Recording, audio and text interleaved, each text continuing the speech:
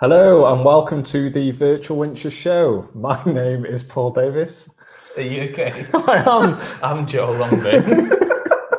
I had something stuck in my tooth then. Apparently, put your teeth back in. Thank you all for joining us. It's Yeah. wonderful. Please let us know if you're watching live. It's always lovely to see your comments coming in. So we had a wonderful talk this morning. Yeah, it was awesome. It was. Yep. And I such a nice book. Yeah, it really is. Really nice book. And we've been speaking to a few other people for later on in the week. Yeah, we've had, I think it was like 4 or 5 meetings in between sort of the live that we did and this morning and the one that we're doing now. So so lots of things arranged. Yeah, and then we've got Talk Out Loud at 4:30. We certainly have. And then we've got Alex Neill at 7. Oh yes. Well, so it's going to be a great line. Well, I'm saying that like we're a great lineup, but Alex Neill. Yeah. This evening is going to be a great one. We're just here really, just to not even really provide entertainment. It's just although I've got some great jokes. As we discovered just before live, I had to compose myself. Hello, Tracy. Lovely to see you. Thanks for coming. Definitely. So this one is Peter Neill. Now, we're very lucky that next week, we've got Peter Neill today. Yeah. We did the show week. Yeah, the show week. There we go. We've got him today, and then we've got him next week as well. We certainly have. So any questions you have from this one, save them for next week, put them on that one, and then he'll answer them live. Yeah. Well, you can put them in here as well. So thank you, Steve. Yeah. We worked hard on that one, didn't we, Paul? What the background? He says it's a cool background. Oh, it certainly is. We're going to talk a little bit more about the background in Photography Out Loud at 4:30. So, because that shows a little bit more about Cambrian and what we do. So, we don't want to steal our future selves thunder. Oh yeah, are we doing time warps again? Are we? Yeah. No dancing. No dancing. Time warp again. Yeah. Are we going to have another set for Photography Out Loud? Oh. That's a question. Yeah. That's a question we should probably answer later. Yeah, it could be. Yeah, no, that's exactly what Photography Out Loud is for. That streams every Friday at 4:30. So we did that in sync. Yeah, it's almost like we've been doing this for a very long time. Yeah. Once again, let us know your comments live. We love to see them. This is a presentation that we're going to be given by Chris. Is it? No, Peter. Peter. So many names. Oh, so sorry, Peter. Peter's going to be on shortly. Going to be doing a presentation. It's like on The Simpsons. I looked at you then. Where the band is it written on the back of the guitar? Hello, Springfield. What's the town next to Springfield? Shelbyville. Yeah. Hello, Shelbyville. Oh no, this is Springfield. Oh dear. Johnny Mo says, "Afternoon, lads. Likey. Thank you very much." Make sure that you like all our videos. Exactly. We've got a few tags. But so Peter. Yes. Not Chris. Sorry, Peter. Is going to give us a great talk on gig photography, which is he's pre-recorded this one for us because he's live next week. Yeah. So any questions you have, we'll answer those next week. So enjoy this. Indeed. So there we go. And Paul's going to press one button. I'm going to press another, and hopefully it all works properly.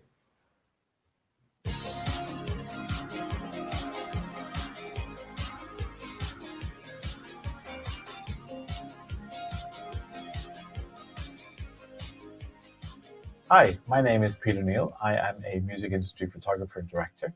I've been working in the industry since about 2009. I'm also a Sony ambassador. I moved over here to the UK from Ireland in kind of 2012. I'll give you some more backdrop, I guess, about that, how I got to what I'm doing now from what I was doing before in a minute. But the main focus of today is going to be talking about lens choices and why I use what lenses for different types of shot. Things I like, things that I love to try, risks I love to take, and maybe some unusual techniques that I've gotten into the last couple of years. So hopefully it'll be interesting. I'm also like to thank Cambrian for having me along for this webinar. I really appreciate it, guys. And I'm going to be doing an interview with them as well. in an upcoming date. So you may have questions that will arise from this, that I think you can check in on that, and I can answer any questions there as well. So before we get into the meat and the bones of this today, I'll give you guys a bit of a backdrop on where I come from, what I've done, and so on. So as I said, I moved over from Ireland in 2012. But to rewind back a couple of years, I left school in 1997 and went to college to study computer science. Did a couple of years in college, ended up working for Compaq. It's kind of a graduate type thing, training program. They eventually became HP, but worked in IT for years. And then the recession kind of hit badly, 2008-ish, everywhere. And in Ireland, it was very bad. And the IT industry was taking a dive. I had always kind of enjoyed photography as a kid. My grandfather had taught me a good bit, as had my brother. I'd never done anything seriously, but I had enough knowledge of the basics. And in my school in Mayo in the west of Ireland, there were photography classes as well. So I always had an interest, but I never did much with it. So in about 2007-ish, I did what a lot of people were doing at the time, which was buying SLRs. So I think I had my first digital SLR was a 350D Canon. And when I had been doing quite a bit as a hobby with it, but when the recession hit hard, I thought, oh, I'm going to get into wedding photography and that'll solve my problems. And I know a lot of people did that at that time. Now, I have big respect for anyone who does weddings because the stress of them destroys me. But so fair play to anyone who does it. But I did weddings for a couple of years, never had one go wrong. Thankfully, all happy clients. But it was starting to kill my love for photography, to be honest with you. And so over the next couple of years, I was figuring out if I was going to stay in photography, what I was going to do. And it came to about 2009 when an unusual opportunity arose where I saw an ad in the paper for a graphic design / web development job in a graphic design company that was owned by U2. It was a short-term job, but I thought if I apply for this, I might be able to meet someone who can help me get into doing some stills in the music world. Ridiculous idea, I know, but I applied for the contract, got it. The first week there, I met this amazing guy called Steve Averill, who's the guy who named U2. And he basically, I'd showed him some stills I'd taken in a bar and at weddings as well, but or particularly at the dances at the end of weddings, which is low light, with the closest I had to gift photography. And thankfully, he was impressed enough to give me an intro to U2. He invited me to Sheffield in 2009. I had 3 songs, no flash in the past. Wasn't paid anything, but I was delighted with the opportunity. I have a few pictures from that first gig, so I'm just going to bring up a couple here. So still my luckiest lens flare ever. I have about 50 shots of trying to get Adam Clayton here at different points of this lens flare. This is by far the one that worked out the best. This is another shot I love from that first gig. And I got enough good shots on that night for the band to be impressed and put some in the official tour book. So after that, I went back to Ireland and very pleased that it had gone so well. Also aware that I needed a lot more experience because all I had done was shoot a gig with amazing lighting. So it doesn't really much of a test of skills, but it was enough to give me a thirst for it. Over the next year, I did very little, to be honest with you, because there was a lot of firefighting at home with the meltdown financially in the country. But nearly a year later, I got invited by U2 to go back to Paris. And that gig was the beginning of things kind of germinating for me as regards a career, because it led to my first magazine cover, which was a billboard cover with this shot of Bono for their Brazil edition. And so obviously with the arms out wide open, it was kind of appropriate for the Brazil edition of the magazine. I then here's a couple of other shots from, let me just go in full screen. Here's a couple of other shots from those nights. Some of them were close up, some of them were far back. But it was a really great experience. So over the next couple of years, I started working with in local venues, kind of generally for no pay or for maybe parking. That was it, and gradually building up clients until I started working with The Script And they're my kind of first proper long-term client who still deals with them and been all over the world with them, which has been amazing. It's led to working with many other artists, which has been fantastic. So you two in the script were kind of my gateways. Here's, for instance, a couple of pictures. I think that was somewhere in America, just backstage during the gig. You can see the crowd in the background, and I was really lucky the way the light fell on Glenn, the drummer's eyes. It was a shot for a tour poster with the script. And interestingly, that one was in a tour program, so bottles, etc., have been photoshopped off the stage because it was used for a tour program official picture. You wouldn't do that if it was a picture that was, say, for a newspaper. So just thought an interesting tidbit of info. And then I've been very lucky that working with the script has led to working with people like Queen and Adam Lambert, which has been absolutely fantastic. Rick Astley, one of my favorite people in the world, an incredible performer and singer. I've done loads with him and still do lots with him, and been lucky to do a lot with him over lockdown and various bits and pieces as well. So I've had an interesting career up to this point to get to where I am, and I'm very thankful for it. But I wanted to talk today a little about lens choices and composition and what it means for me to bring my must-have lenses to the pit. So when I go to a gig, there's a lot of factors that affects what I bring with me. There's practical and artistic factors, and the balance and the right place is somewhere between the two. So the venue size, for instance, this shot is Coco in London, and the artist Tom Walker. It's quite a jam-packed gig, what we haven't seen recently, sadly, but it's quite a jam-packed gig. Difficult to get around at any speed, so you need to have a fairly small and compact camera bag to move around the venue.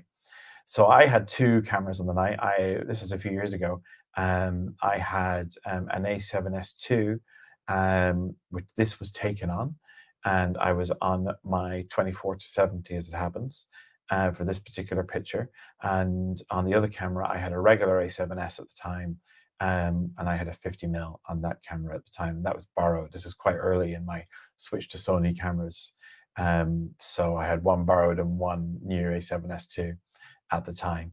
But those two lenses, obviously, the 24-70 is quite, a versatile workhorse lens, and the 50 is a little bit, obviously, it's longer focal length, maybe slightly less options for what you do, but you can get beautiful results. Now, for me, I do adore prime lenses. I always have a 24-70 in the bag because I find I have the 24-70 Sony Gold G Master, and that lens is super sharp. And with the low light ability in my, for instance, A7R3 and A7R4, which are my two primary cameras now, the low light performance is so good. I'm very, very happy using a 2.8, 24-70 in a way I wasn't 5 years ago when the noise performance of my cameras wasn't anywhere near as good. So for whether it be stills or video, I do love that lens, but at the same time, I do love prime lenses. And one of the reasons I love prime lenses is because restricting yourself as a photographer forces creativity. This is an example where with the script on their last tour, this is taken in February, actually, this shot, on this was their current tour that's on pause. I was there several nights, obviously, and this bit of the gig, they were actually in the crowd, gone up to the crowd and were playing right in the middle of one of the stands. A couple of the nights I used quite a wide lens for this, but one of the nights I just had the 85 1.4 on it, specifically because although it limited me greatly, it allows me to pick out moments that I wouldn't necessarily have thought of in the 24-70. So this on the 85 1.4, obviously you can see very shallow depth of field here in this shot. I've picked out Danny in the microphone really, really nicely. Now, yes, obviously that I'm sure I missed moments, but the beauty of working sometimes at a gig on multiple nights is you can kind of dedicate one night to one particular lens sometimes, which is a great, great thing to do. But I love prime lenses because you absolutely just have to work for the shot and move for it and therefore think about it more. This is another shot from the same night, funnily enough, and I am here on this one on a 12-24 Sony lens. which I got quite recently. Up until I'd had a 15mm fisheye for a number of years made by Sigma, and I recently got the Sony 12-24. I kind of fell in love with it because the sharpness, and although it's f4, and as I said before, in the past I wouldn't have considered f4 as a gig photography aperture that wide aperture. But now, obviously with the high performance of the camera relation ISO, these apertures become far more usable in light environments. Mind, obviously, this is a well-lit gig, but at the same time, it's really nice in the shadows. And this lens is really, really great, just getting those images which are sharp to the edges in these wide, dramatic scenes, which is a big part. There's two sides to gig photography. There's the immersive, massive wide, which makes people feel there, but there's also the intimate close-up shot amongst the madness, which can show a different side of it. And it helps fans feel a bit more connected than sometimes, and they're able to feel maybe if they're 15 yards back, so they can relive a gig, but relive it from a slightly different perspective later on. And I'm lucky in what I do to be able to help facilitate that, and so people can enjoy the artists that they connect with and enjoy listening to all the more. This is another shot from February, actually, and this is from my last gig before lockdown. Again, as you can see, this is the 85 1.4. I was standing a good bit back.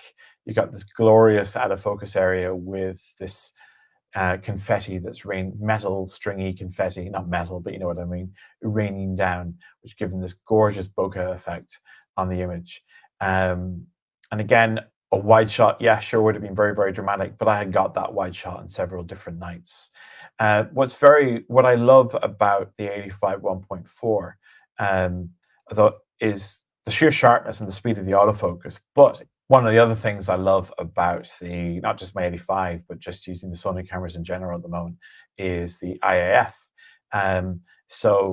This is Danny O'Donoghue, and also another one from my last few gigs before lockdown, is just the ability just to nail the focus on the eyes all the time, or pretty much all the time. Incidentally, often if I'm down in a pit and I'm shooting up towards an artist, the quality of the autofocus, like for instance with the 85 or the 24-70, etc., combined with the IAF, allows me to avoid getting the microphone in focus, which is something that used to be the plague for me, where you think you've got a great shot from the pit and then you realize you're focused on the mic rather than their eyes. And if you're at a shallow depth of field, that can make a very big difference. Obviously, it can be the difference between a shot being usable and not. Another example of IAF for portraits, these are some quick portraits at the end of a shoot that I did with a ring light and with members of a band called Lawson, who reformed earlier this year after being on a hiatus for a couple of years. And these are just 4 quick headshots, literally done just before we vacated the studio. I actually kid you not when I say these all 4 were shot within 60 seconds, because we were about to get kicked out and I had just the ring light that I left the building with it in my hand.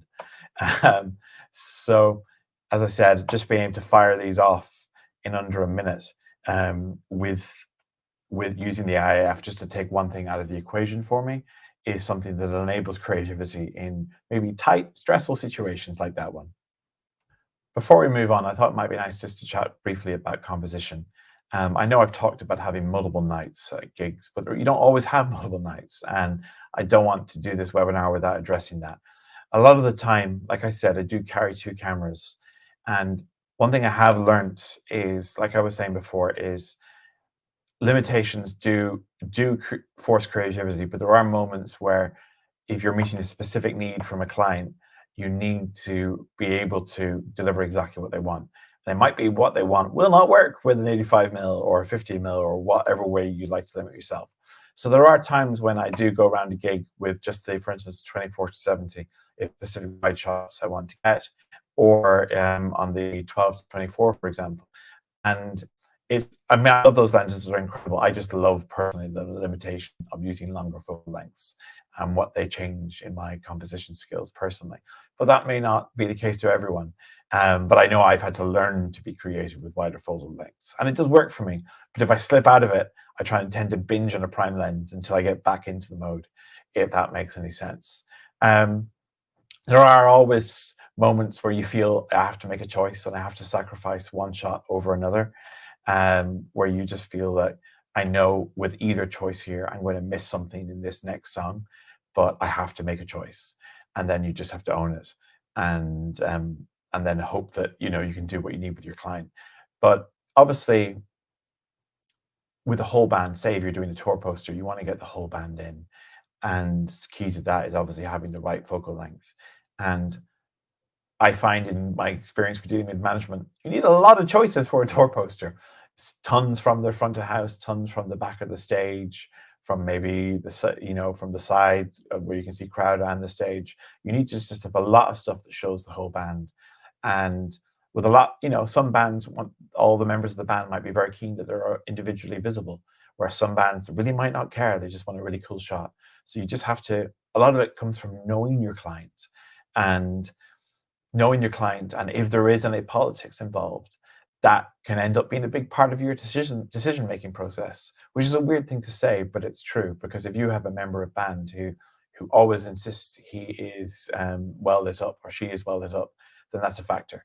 But thankfully, none of my clients, I've had some clients in the past who are like that, but none of the clients I work with now are like that. They're all kind of very easy to work with, which leaves me for more room for creativity. But I always have to be ready to slip back into those modes to adapt to whatever the needs of a client are.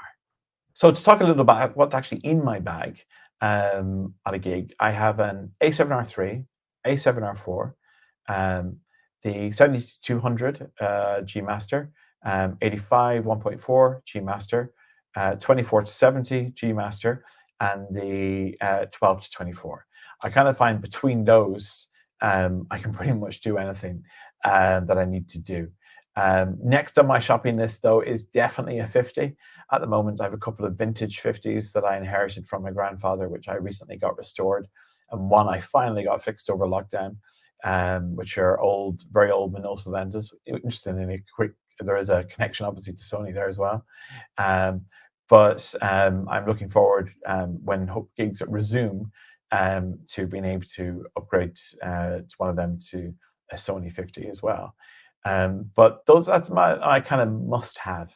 But like I was saying earlier, if I'm working multiple nights, I kind of try and limit what I carry so I can enforce that creativity on any given night. It might be nice now to talk about video. It does, obviously, in my view, any lens that's good for stills is good for video, because if you can produce great quality stills and sharpness, there's obviously a lot of that carries over to video automatically. However, focus is always the big issue, and has been when I've been using anything for the last number of years doing videos, being able to focus in real time on my own. It was just me shooting on my own. So with that, I'm going to show you a video now that might be of interest, and I'm going to play that now. And this was shot by me on the A7R4. I was using a little stabilizer rig, handheld stabilizer rig. No staff other than myself, no one doing pull focus for me. And I was using the IAF for video on the A7R4, which kind of made this video possible, and all shot within about 2 hours. So I'm just going to play that there now.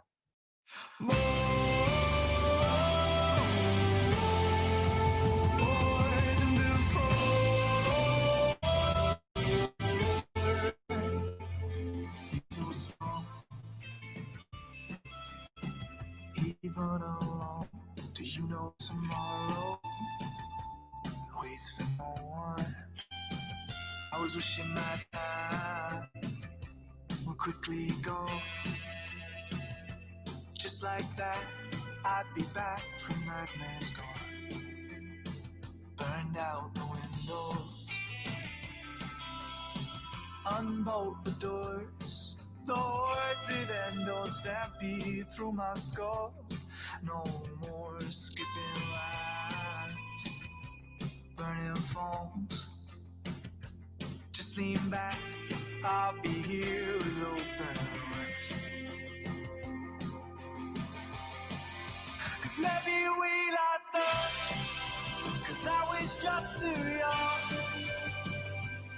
But I thought I knew what love was.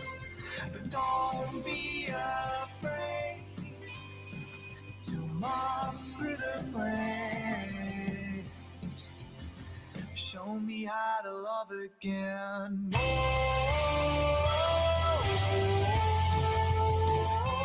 Move forward. Stand so straight. More than before, will I hunch and squish myself into a ball? I save myself just like you did. Why the smiles breaking through the dark? No looking back, a nightmare's gone. Maybe we lost us, 'cause I was just too young. Well, I thought I knew what love was. But don't be ashamed when the dawn brings the day. Show me how to love again.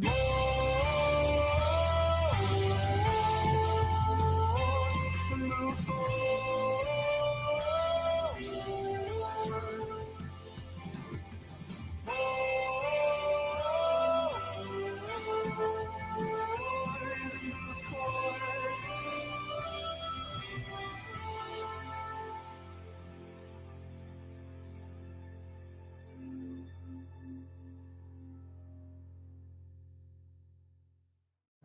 So as you probably saw in that video, especially if you maybe look at some of the movements forward and back, just how reliably the focus was kept in the eyes.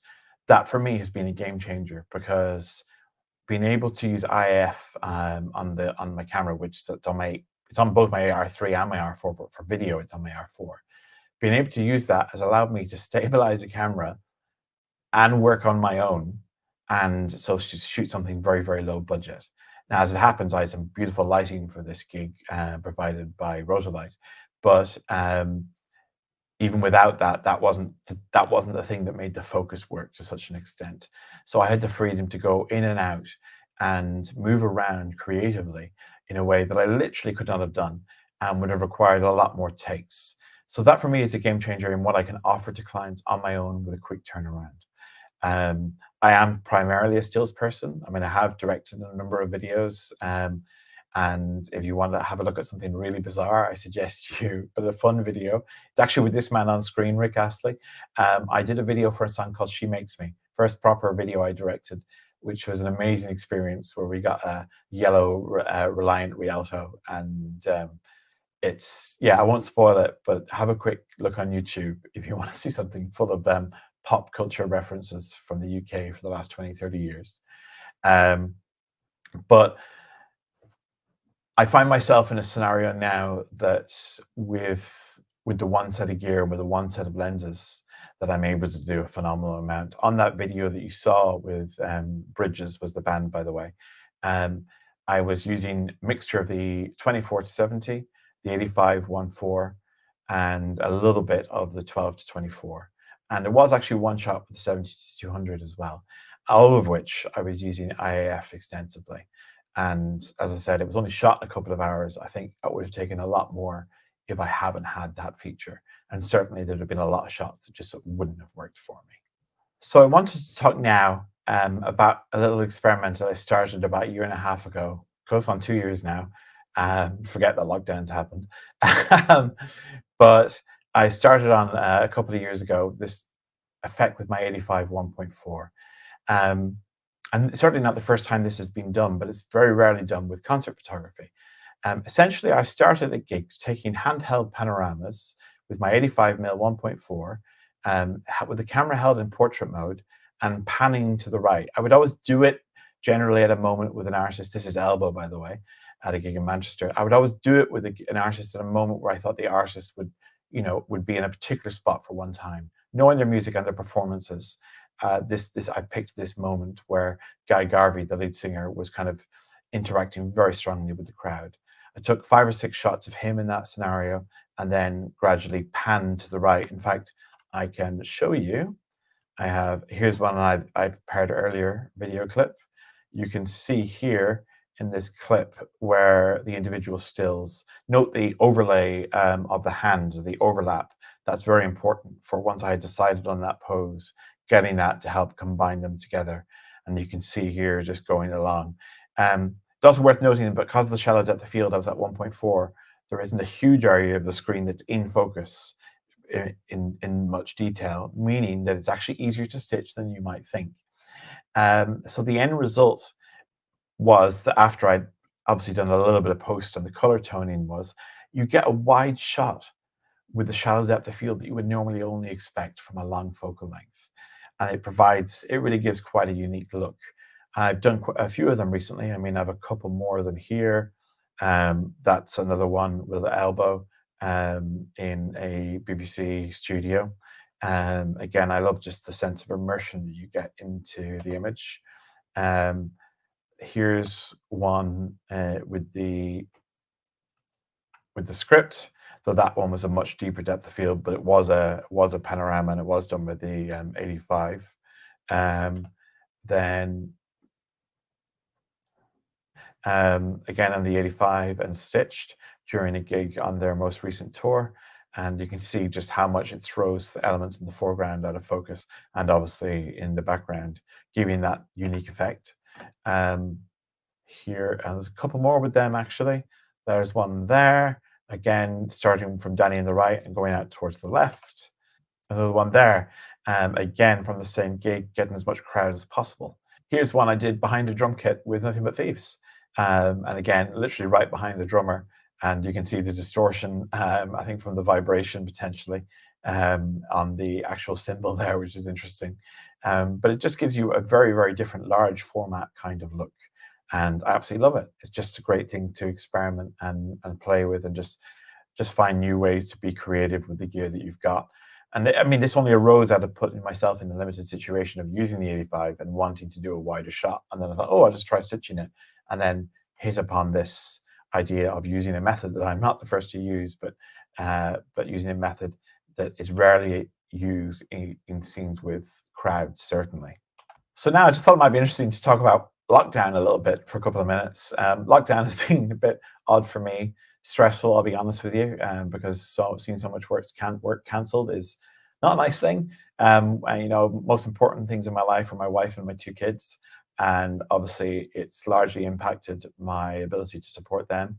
But I'm seeing some light at the end of the tunnel. I've been very lucky. A lot of my clients have resurrected projects, editing work for stuff that was on the long finger, which has helped me get through the time, which is absolutely amazing. And I'm very thankful for that.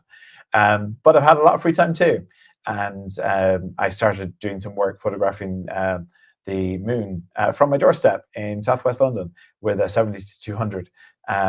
That's one such shot there, taken early in lockdown. And I even then borrowed a 600mm lens from Sony and got some other images, including this one, which I particularly like, with the slightly dramatic composition put in at the bottom of the shot. I think I've possibly seen too many sci-fi shows. That's another more regular shot of the moon. That was also done with the 600mm on the A7R4. So it's been really interesting, from being ended up in my house in lockdown for months, shooting something further away than I've ever shot before. It's a bit of a contradiction, but it's a fun one, and it's helped divert some of the time. Another thing was I started doing, with individual dancers, photo shoots in a nearby studio. They would let me just use the studio space and just have the dancer and me, and I would set up the lights, they go into position. We never had to go near each other, and I will show you some shots of those now. So this is a great dancer called Bess, and I shot most of my work with her with the 85 1.4 in the studio near. And IF again was a big feature for me, especially when a lot of the stuff she was doing quite quickly. So this shot is one of the ones I'm most proud of, because this was a very brief moment, and just to nail this is really, really important, and she really wants it for her portfolio. You'll see here this one I've done, like I've taken everything and then edited in Lightroom and a certain amount of grading in Photoshop. So you can see, for instance, a couple of grading options that I gave to the client there for this one shot. Here are a couple of other ones, a couple of black and white ones. And again, you can see some other grades. that's one that I particularly proud of. It's where, you know, she obviously was doing this particular move, but one thing we didn't dream was that we would get on the first go, and that was the first take. It took another 20 or 30, but nothing came close to that. So again, IAF has been a constant part of this for me in helping turn around this stuff. And the sheer sharpness I'm getting out of the 85mm, and also I think this shot was actually done with the 24-70. It's been fantastic. I also did a number of shots with another dancer and choreographer called Brendan Hansford, who I met on the set of a music video with Rick Astley. He also has some amazing tattoos that he really wanted to show off. Again, these are all either shot in 85mm or the 24-70. You can see here some quite moody black and whites. Again, the sharpness on the eyes is exactly where I want it. And using quite a shallow depth of field on that, as you can see by the way the lack of focus going onto the shoulder. So the focus is very much on the plane of the eyes downwards. Post-wise, just some work adding some clarity and contrast to that to really bring out the tattoo. And again, just like with what you saw with Bess, some of the shots with him have a lot of movement. And as you can see here, just the crispness of that and the sharpness is fantastic. The focus point is very much dead on the hat, as you can see. I've gone for quite a low contrast look in post on this shot, but it kind of works for what he was looking for. I think he actually ended up using it for a poster for some online classes he was running. This is another shot with Brendan in studio recently, taken on the 24-70. And again, obviously for me, I think start doing some work with dancers over lockdown has been great, because a lot of it's about capturing moments like this. And that's my bread and butter of working in gigs, quite frankly. So been surprised to find so many parallels in working with dancers in studio as there is to working with gigs, because there's a certain dynamicness and unpredictability inherent in both, which so my experience on one thankfully lends itself to the other, which is fantastic. So hopefully this has been interesting to you. It's been really interesting just sharing some of my perspective on the lenses that I use and why I use them. I am, as I said, going to be doing an interview in the near future with Cambrian online. And if there's any questions that come out of this, that you are obviously maybe sign up to that, and hopefully I can answer them more directly for you then. But in the meantime, thanks for stopping by. Thanks for stopping by. And thank you to Cambrian for having me. I really appreciate it. Take care.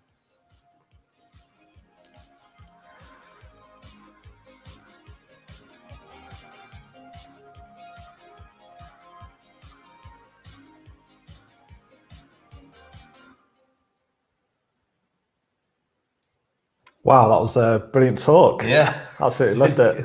And he's using words like me. I muck the words up around here. Yeah. We'll be speaking about that, I tell you. Yeah. No, absolutely fantastic. And some of those panoramic. Oh, I know. And especially for me, it was the one in the studio. BBC studio. The BBC studio, where like it obviously had that wide angle effect, but there's absolutely no way that you'd get that shallow depth of field in the foreground and then on the background as well. Just stunning. And it's images like that sort of promote like the idea of sort of like creating new images yourself. So and pushing your limits and being more. He was saying, what was the phrase he used? To hold yourself back in some way with like the lenses, but then be able to draw out that creativity, because you couldn't go from one lens to another. Yeah, exactly. So limiting yourself to have a certain type of lens, and only being able to use that lens sort of puts you in an area where you have to use it basically. So area of discomfort. Quickly, so a few things actually. Yes. So we'll go through these comments quickly. Yes. But also bearing in mind that we are going to speak to him at 3 p.m. on Wednesday. Yes, indeed we are. So make sure, if you enjoyed that, to tune in then. Johnny Moe says, superb and interesting talk, some amazing shots too. I've done a few small venues, but never got to just hang with the bands. Do you plan the shots, or is it very much candid when you're backstage in the studio then? So we're going to save that question for Wednesday because that's a really good question. And Lynn says it's really interesting. Enjoyed it. Glad you liked it. Tracy said it was a great talk, and Steve said it was excellent. And Johnny says, yeah, that BBC studio shot was something else. Yeah. Even the outside one for me was. You know what? There's something about it. You know, when I first saw it, I was just like, there's something nicely odd about it. Like it didn't quite sort of fit into the usual. Like, because we do see a lot of images, you know, in our line of work. So when you see an image that looks slightly different, it will automatically catch my eye. How did that get done? Yeah, in a technical way, but it just had a feel to it as well that was that was really nice. So yeah, make sure you come up with some more questions between now and 3 p.m. on Wednesday. Yeah, next week.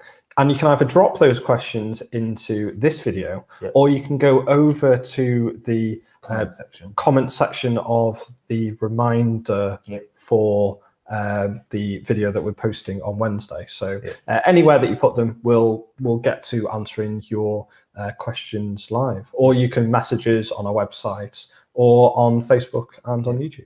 All the ways. All the ways. Leave us a voice. Yeah, you can even call us with the question. I think we'll try and answer it over the phone. Yeah, that'd be great. It'd be like an old school phone-in interview. Yeah, it'd be great. Can we have like a line of phones? Yeah, just on the front here. It'd just be mobile phones now, wouldn't it? Yeah, I don't think it'd have the same effect. I think it'd need to be like tethered. Oh, Lynn says I'll have to be sneaky and watch at work. Yeah, sneaky away. You have to be sneaky all week for all 9 days. That's true. And Steve said it was a good point on newer gear allowing you to push the ISO you can use on f4 in new situations. It's very true, and actually you get the benefits of a lighter lens quite often with an f4 versus a 2.8. Because we were speaking to Tamron earlier about the benefits of that, weren't we? And that was some of the things that are going to be picked up on there. But you know, even in the Sony world, you know, not going for those 2.8 glass, going for the f4 with some of the newer cameras enables you to have that lighter gear. So that's what it's all about. Yeah. Right. So we're going off in a few moments, and then we'll be back on at 4:30. We certainly will. Because we've got Photography Out Loud. Yep. And then we'll be back on again at 7. Yes. For Alex Neill, the adventure photographer. Which is going to be, once again, I think all of these videos are going to be brilliant. It's going to be like, very good, very good. Going to have to get the thesaurus out for all the different amazing words that we're going to be using. True. All the synonyms for why it's amazing. You can find out all the information about all the talks that we're doing throughout the 9 days of this winter show on our website, which is cambrianphoto.co.uk. Click through the link, banner, whatever it's called, on the website, and you'll see a full list of all the speakers that you're able to watch as a rewatch, and also set reminders for all the events coming up as well. So make sure you go over to our website and check that out. You can also find relevant information by using the hashtag CambrianGoesVirtual. So searching that on Facebook, Instagram, whatever social media system floats your boat. Yeah, nice, it'll be good. So we'll see you in about 45 minutes. See you shortly. See you soon. Bye-bye Bye now.